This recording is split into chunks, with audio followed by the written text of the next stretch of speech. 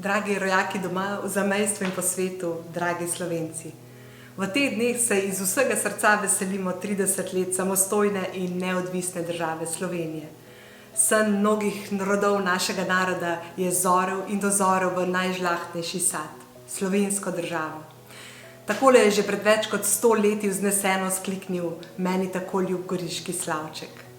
Oj, zala mati domovina, ti krasna si, krasnejše ni, kar jih obseva zarja dneva. Krepostna si, krasnejše ni, a krona venča te kraljeva. Velika zasluga za to, da se danes lahko veselimo svoje države, gre tudi vam, dragi rojaki, ki živite zunaj Slovenije. Ko je bila misel o samostojni in demokratični Sloveniji tu doma nemogoča, ste vi o njej sanjali, hrepeneli in o njej razmišljali. Hvala, ker ste bili pri tem vztrajni in neomajni. Hvala vam za ves vaš trud k priznanju in mednarodni uveljavitvi mlade slovenske države.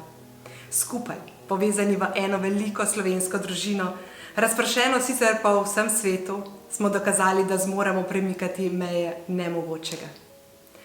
Dragi rojaki, naj bo danes res dan veselja.